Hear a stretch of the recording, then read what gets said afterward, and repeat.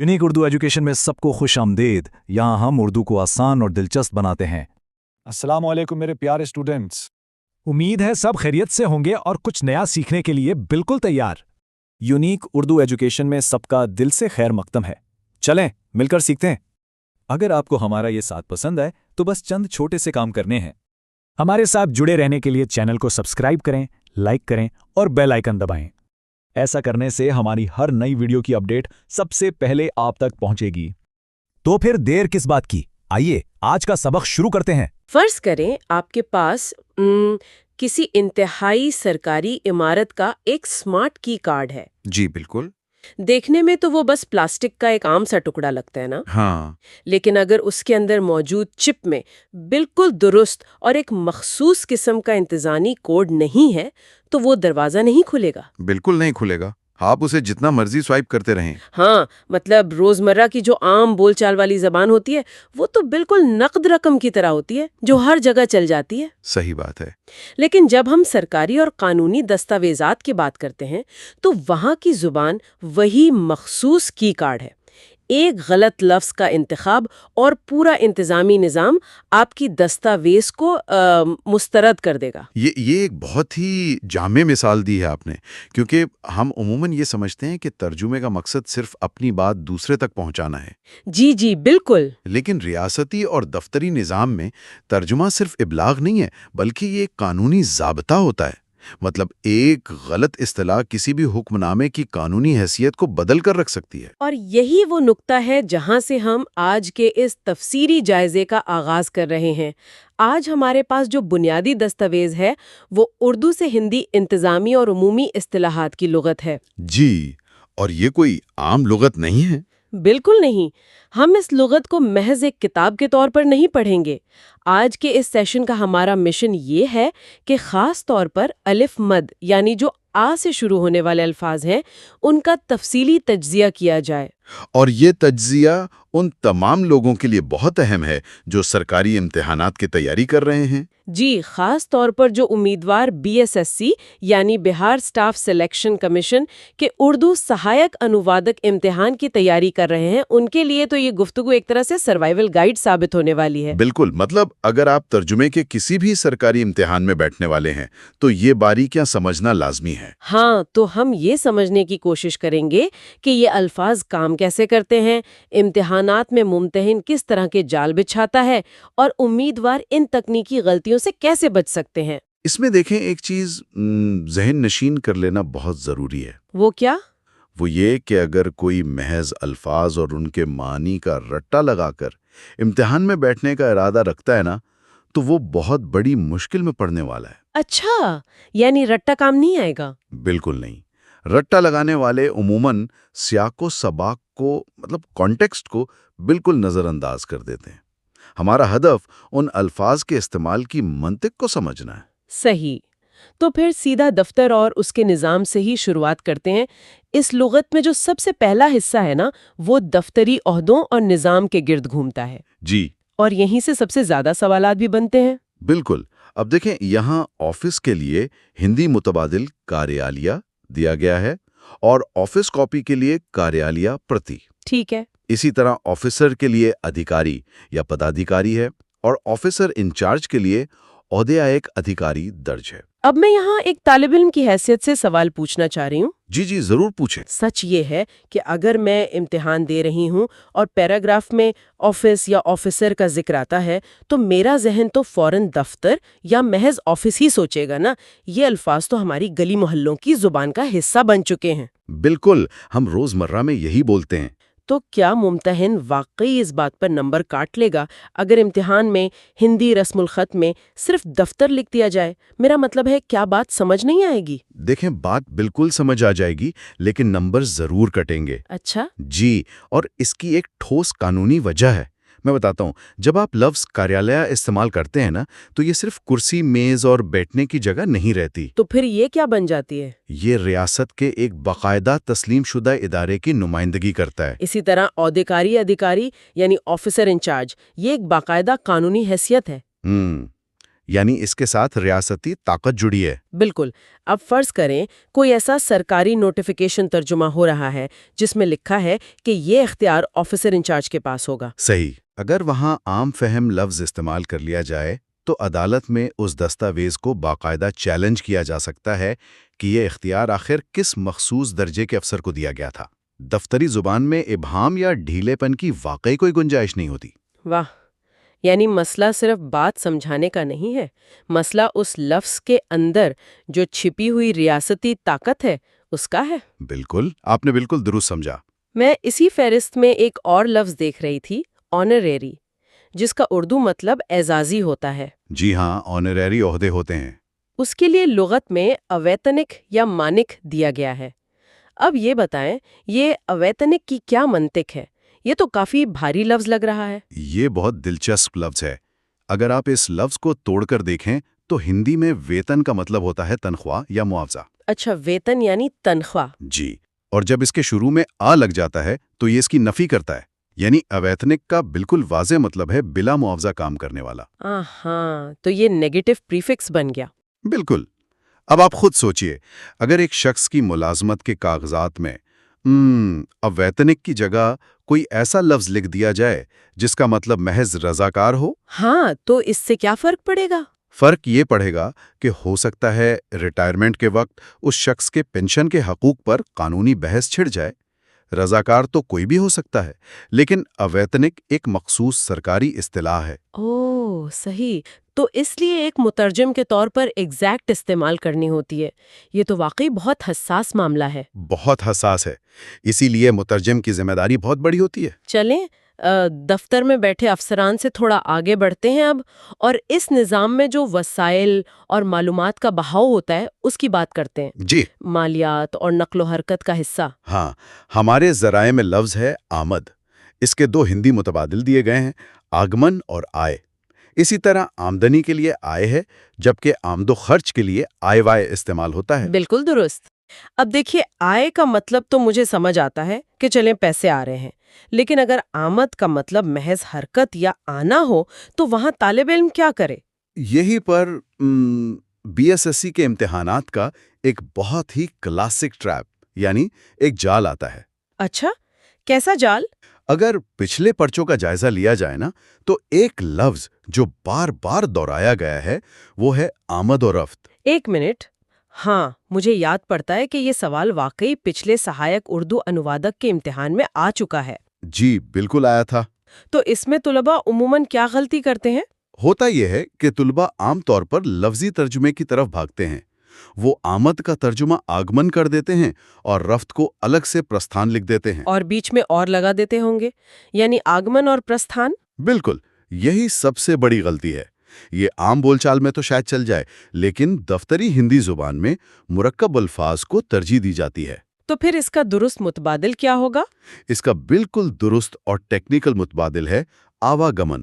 آواگمن؟ یہ تو ایک ہی لفظ بن گیا۔ جی، یہ ایک اکیلا لفظ آنے اور جانے دونوں کے مفہوم کو اپنے اندر مکمل طور پر سمیٹ لیتا ہے۔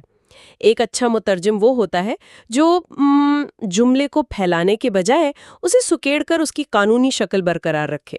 یہ تو ان تمام امیدواروں کے لیے ایک بہت بڑا اشارہ ہے جو امتحان میں لمبے چوڑے جملے بنا کر یہ سمجھتے ہیں کہ بھائی انہوں نے بہت اچھا ترجمہ کر لیا ہے۔ بالکل، اختصار ہی دراصل مہارت ہے۔ صحیح۔ اسی مواصلات کے حوالے سے میں ایک اور لفظ پر بات کرنا چاہ رہی تھی۔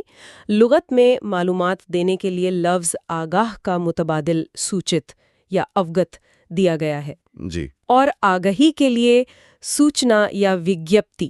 مجھے نا یہ وگیپتی کا تصور بڑا دلچسپ لگتا ہے۔ وہ کس طرح؟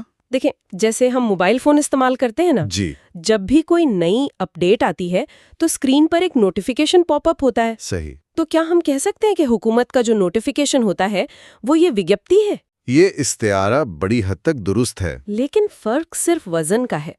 مطلب سوچنا ایک عام اطلاع ہو سکتی ہے جو میں آپ کو دے سکتی ہوں یا کوئی بھی کسی کو دے سکتا ہے۔ اچھا، اور وگیپتی میں کیا خاص بات ہے؟ جب حکومت اپنی کوئی پالیسی، کوئی نیا قانون یا کوئی باقاعدہ حکم نامہ عوام تک پہنچانا چاہتی ہے تو وہ اخبارات یا سرکاری گزٹ میں جو چیز جاری کرتی ہے اسے وگیپتی کہا جاتا ہے۔ یعنی یہ کوئی عام میسج نہیں ہوتا؟ بالکل نہیں، یہ محض ایک اطلاع نہیں ہوتی، یہ ایک ریاستی اعلان ہوتا ہے جس کی تعمیل ضروری ہوتی ہے۔ واہ، یہ باریکیاں واقعی ترجمے کو ایک سائنس بنا دیتی ہیں۔ اور سائنس کا لفظ آپ نے بالکل صحیح استعمال کیا۔ اور سائنس کا ذکر آ ہی گیا ہے تو چلیں ان دفتری امور کی طرف چلتے ہیں جن کا تعلق ٹیکنیکی اور سائنسی محکموں سے ہے۔ جی، آلات والا حصہ۔ سچ پوچھیں، جب میں نے ذرائع میں آلات کی فہرست دیکھی نا تو میرا ذہن بالکل الجھ کر رہ گیا۔ اچھا، کیوں الجھ گیا؟ کیا فہرست بہت طویل تھی؟ طویل بھی تھی اور کافی پیچیدہ بھی۔ مطلب لغت میں آلہ کے لیے ینتر یا اپکرن تو دیا گیا ہے، لیکن پھر قسمیں شروع ہو جاتی ہیں۔ جی بالکل، مختلف قسم کے آلات ہوتے ہیں۔ اب دیکھیں، آلہ برق پیما یعنی ودیوت ماپک ینتر، پھر آلہ پیمائش یعنی ماپک ینتر، اسی طرح آلہ خوردبین، سوکشم درشک ینتر، صحیح پڑھ رہی ہیں آپ۔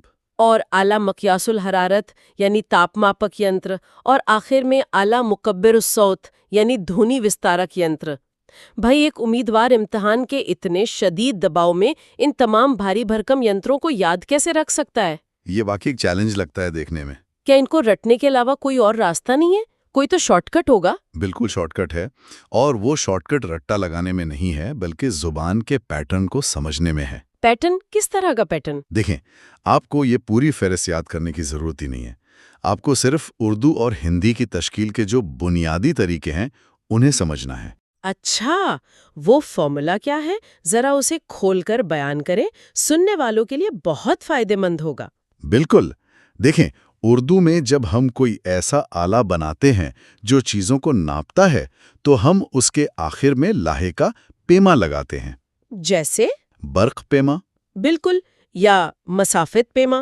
اور اگر کوئی آلہ دیکھنے کے کام آتا ہے تو ہم اس کے ساتھ بین لگاتے ہیں، جیسے خوردبینی یا دوربین۔ ہاں، یہ تو اردو کا عام اصول ہے۔ تو ہندی میں کیا ہوتا ہے؟ ہندی زبان بالکل اسی منطق پر کام کرتی ہے، لیکن اس کے لیے سنسکرت کے بنیادی الفاظ استعمال ہوتے ہیں۔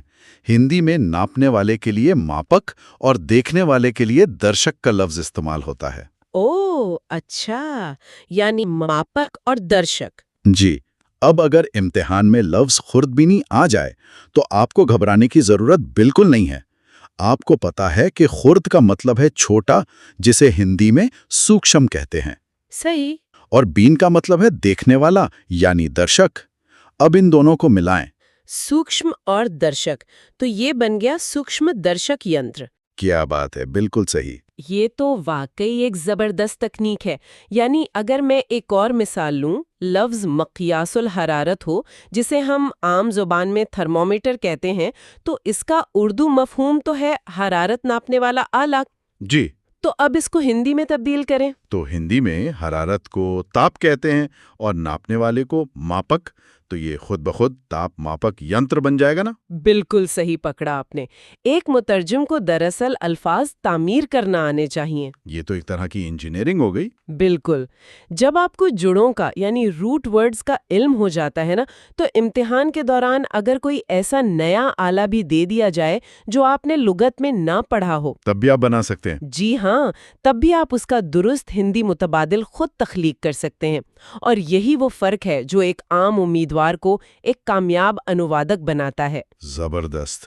اچھا، سائنسی آلات اور اس طبعی دنیا کو ناپنے کی بحث سے درا نکلتے ہیں اور اب ان موضوعات کی طرف بڑھتے ہیں جو انسانوں کو کنٹرول کرنے سے متعلق ہیں، یعنی سیاست اور ریاست کا حصہ۔ بالکل، کیونکہ ریاست صرف دفتروں اور آلات سے تو نہیں چلتی نا، بلکہ یہ سیاست اور طاقت کے زور پر بھی قائم ہوتی ہے، اور کبھی کبھار یہ نظام درہم برہم بھی ہو جاتا ہے۔ جی، ہنگامی حالات بھی آتے ہیں۔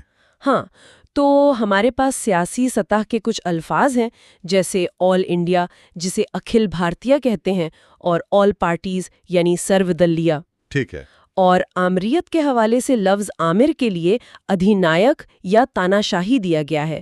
لیکن میں یہاں آپ کو ذرا روکوں گی۔ جی بتائیں، کیا الجھن ہے؟ مجھے جس چیز نے الجھایا ہے وہ ہنگامی حالات اور افراتفری سے متعلق الفاظ کا تنوع ہے۔ اتنی ویرائٹی کیوں ہے؟ آپ کس مخصوص لفظ کی بات کر رہی ہیں؟ دیکھیں، لغت میں ایک لفظ ہے آشوب۔ جی اب اس ایک لفظ کے ہندی متبادل کے طور پر 4 الگ الگ الفاظ دیے گئے ہیں: اچھا، وہ کون کون سے ہیں؟ کولاہل، اپدرو، اشانتی اور وپلو۔ اب فرض کریں کہ ایک امیدوار ترجمے کا پرچہ حل کر رہا ہے اور اس کے سامنے ایک پیراگراف آتا ہے جس میں لفظ آشوب استعمال ہوا ہے، جی تو وہ ان چاروں میں سے کس کا انتخاب کرے گا؟ اور اگر وہ غلط لفظ چن لے تو کیا واقعی کوئی فرق پڑے گا؟ یہ ایک بہترین اور انتہائی عملی سوال پوچھا ہے آپ نے، اور اس کا جواب ایک بار پھر سیاق و سباق یعنی کانٹیکسٹ کی گہرائی میں چھپا ہے۔ تو مطلب یہ چاروں ایک جیسے نہیں ہیں؟ بالکل نہیں۔ یہ چاروں الفاظ ہنگامے کو تو ظاہر کرتے ہیں، لیکن ان کی شدت اور ان کی جو قانونی نوعیت ہے وہ بالکل مختلف ہے۔ ذرا اسے تفصیل سے سمجھائیں۔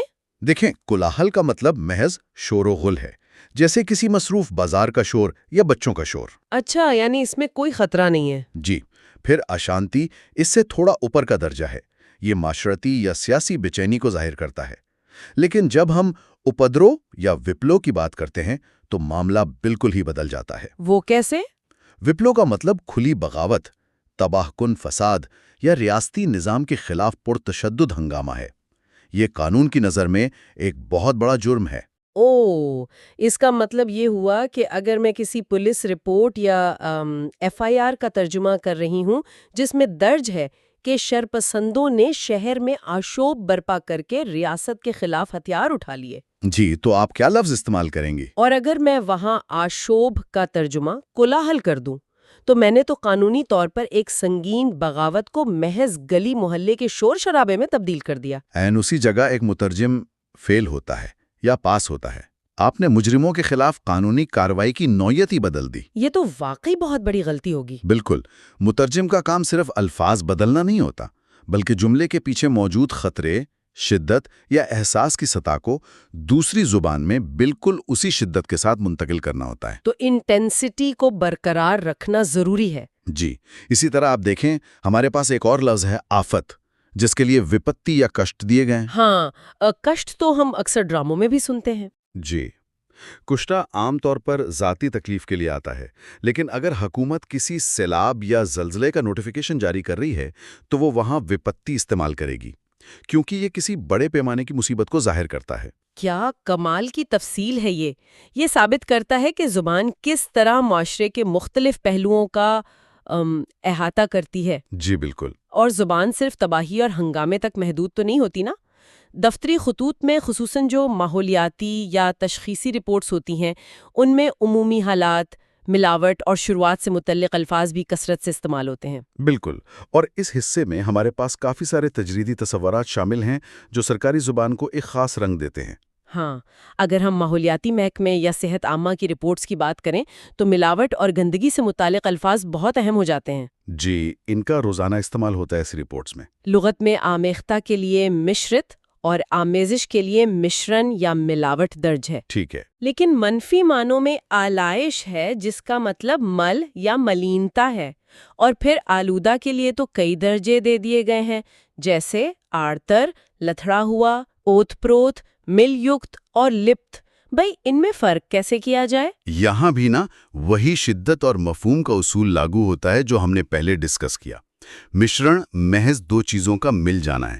یہ مثبت بھی ہو سکتا ہے، جیسے ادویات کا مشرن۔ اچھا، یعنی مشرن ہمیشہ برا نہیں ہوتا؟ بالکل نہیں، لیکن جب کوئی چیز گندگی سے آلودہ ہوتی ہے، مثلا پانی میں کیمیکل کی آمیزش ہو گئی، تو وہاں ملینتا یا ملیکت کا لفظ آتا ہے، جس میں ناپاکی شامل ہو۔ جی، جس میں بنیادی طور پر ناپاکی اور گندگی کا مفہوم شامل ہے۔ ایک سرکاری ماحولیاتی رپورٹ میں اگر آپ آلودہ پانی کے لیے محض مشرت یعنی مکسڈ لکھ دیں گے تو وہ اس واقعے کی سنگینی کو کم کر دے گا۔ یہ باریکیاں سمجھنا واقعی ضروری ہے۔ اب ہم کچھ ان الفاظ کی طرف آتے ہیں جو شروعات، اختتام اور وقت کو بیان کرتے ہیں۔ جی، یہ بھی بہت دلچسپ حصہ ہے۔ آغاز کے لیے آرمبھ، پرارمبھ یا آدی دیا گیا ہے، اور فطرت کی شروعات یعنی آفرینش کے لیے سرجن، رچنا اور اتپتی جیسے خوبصورت الفاظ ہیں۔ بہت ہی ادبی اور گہرے الفاظ ہیں۔ بالکل، لیکن ان سب میں جس ایک لفظ نے مجھے سب سے زیادہ حیران کیا ہے نا، اور جو دراصل زبان کے سحر کو ظاہر کرتا ہے، وہ ہے آغاز و انجام کا ترجمہ۔ ہاں، مجھے اندازہ ہے آپ کس لفظ کی طرف اشارہ کر رہی ہیں۔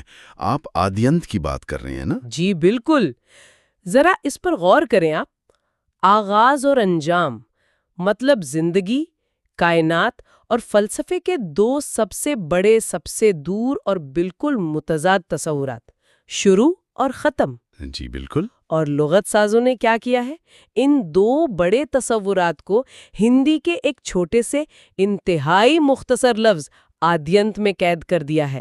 مجھے تو یہ ایسا لگا جیسے کسی نے ایک بہت بڑی فائل کو زپ کر کے ایک چھوٹے سے فولڈر میں سمیٹ دیا ہو۔ یہ بہت زبردست تشبیہ دی آپ نے۔ یہ جو حیرت آپ کو محسوس ہو رہی ہے نا، یہی دراصل ہندی گرامر میں سندھی کی طاقت ہے۔ سندھی یعنی الفاظ کو جوڑنا؟ جی، الفاظ کو جوڑنے کے اصول۔ اگر ہم اسے کھولیں تو اس میں آدی کا مطلب ہے شروعات اور انت کا مطلب ہے انجام۔ اچھا، آدی اور انت۔ جی، جب آپ ان دونوں کو ملا کر ایک لفظ بناتے ہیں تو وہ آدینت بن جاتا ہے، اور دفتری زبان میں اس طرح کا اختصار صرف خوبصورتی کے لیے نہیں ہوتا۔ تو اس کا کوئی پریکٹیکل فائدہ بھی ہے؟ بالکل، اس کا ایک عملی مقصد ہوتا ہے۔ قانونی تحریروں میں جملے جتنے مختصر اور ٹھوس ہوں گے، ان کے معنی میں ہیر پھیر کرنے کی گنجائش اتنی ہی کم ہوگی۔ واہ، یہ تو ترجمے کے حوالے سے ایک زبردست سبق مل گیا، یعنی کم سے کم الفاظ میں زیادہ سے زیادہ قانونی وزن پیدا کرنا۔ یہی ایک اچھے مترجم کی پہچان ہے۔ کچھ دیگر عمومی الفاظ کا بھی میں تیزی سے ذکر کر دوں جو لغت کے اس حصے میں موجود ہیں۔ واضح کرنے کے لیے آشکار کا متبادل پرگٹ یا وکٹ دیا گیا ہے۔ جی، آسودگی کے لیے سمپنتا یا تشٹی، آشیانہ کو نیڑ اور آغوش کو کول یا اتسنگ کہا گیا ہے۔ کسی رویے کو ظاہر کرنے کے لیے آمادہ کے لیے تتپر یا ادیت، اور اگر کوئی منفی رویہ ہو جیسے آوارہ تو اس کے لیے لمپٹ یا کچرتر لکھا گیا ہے۔ بالکل۔ یہ سب الفاظ روزمرہ کی دفتری خط و کتابت میں کہیں نہ کہیں استعمال ہوتے رہتے ہیں۔ اگر ہم آج کی اس پوری گہری گفتگو کو سمیٹیں تو لغت کے اس آ سے شروع ہونے والے حصے نے ہمیں ایک بہت بنیادی اصول سکھایا ہے۔ اور وہ اصول کیا ہے آپ کی نظر میں؟ وہ یہ کہ جو لوگ ترجمے کو اپنا پیشہ بنانا چاہتے ہیں یا خاص طور پر BSSC کے سہایک انوادک امتحان میں بیٹھنے والے ہیں، جی، انہیں یہ سمجھنا ہوگا کہ ایک کامیاب مترجم زبان کا کلرک نہیں ہوتا، وہ زبان کا انجینئر ہوتا ہے۔ کیا بات ہے، بالکل صحیح کہا آپ نے۔ مطلب اسے پتہ ہونا چاہیے کہ آمدہ اور رفت کو کیسے جوڑنا ہے، آلات کے ناموں کے پیٹرن کیسے کام کرتے ہیں، اور کولاہل اور وپلوں کے درمیان جو قانونی فرق ہے وہ کیسے کسی مقدمے کی سمت بدل سکتا ہے۔ بالکل، اسے معلوم ہونا چاہیے کہ ایک عام بول چال کا لفظ جب کسی سرکاری کاغذ پر اترتا ہے تو اسے اپنا لباس اور اپنا وزن کیسے بدلنا پڑتا ہے۔ اور یہی وہ باریک بینی ہے جو کسی بھی امیدوار کو ہزاروں کی بھیڑ سے نکال کر اس کرسی تک پہنچاتی ہے جس کے لیے وہ امتحان دے رہا ہے۔ مجھے پوری امید ہے کہ سننے والوں کو، خاص طور پر امتحان کی تیاری کرنے والوں کو، اس گفتگو سے بہت فائدہ ہوا ہوگا۔ جی، مجھے بھی یہی امید ہے۔ تو آج کے اس تفصیلی جائزے کو ہم یہیں اختتام کی طرف لے جاتے ہیں۔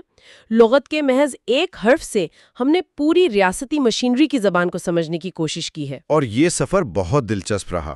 بالکل، لیکن اس سیشن کو بند کرنے سے پہلے میں جو لوگ سن رہے ہیں ان کے ذہن میں ایک سوال چھوڑنا چاہتی ہوں، ایک ایسا خیال جس پر آپ چلتے پھرتے غور ضرور کیجیے گا۔ جی ضرور۔ ذرا سوچیے گا، ہم سڑک پر، بازاروں میں، گھروں میں آفس اور آفیسر جیسے الفاظ بولنے کے اس قدر عادی ہو چکے ہیں کہ ابھی ہماری اپنی زبان محسوس ہوتے ہیں، ہے نا؟ بالکل، ہر عام شخص انہیں سمجھتا ہے۔ کیا عام بول چال کی زبان اور اقتدار کی اس خالص زبان کے درمیان یہ فاصلہ محض ایک لسانی روایت ہے، یا پھر یہ فاصلہ جان بوجھ کر پیدا کیا جاتا ہے تاکہ کیا ہو سکے؟ تاکہ عام آدمی اور ریاستی مشینری کے درمیان ایک نفسیاتی دوری برقرار رہے، اور جو نظام کی ایک مخصوص ہیبت اور انتظامیہ کا روپ ہے نا، وہ ہم پر قائم رہے۔ سوچئے گا ضرور اس بارے میں۔ واقعی یہ ایک ایسا سوال ہے جو زبان کو صرف لغت تک محدود نہیں رہنے دیتا، بلکہ اسے طاقت کے کھیل سے جوڑ دیتا ہے۔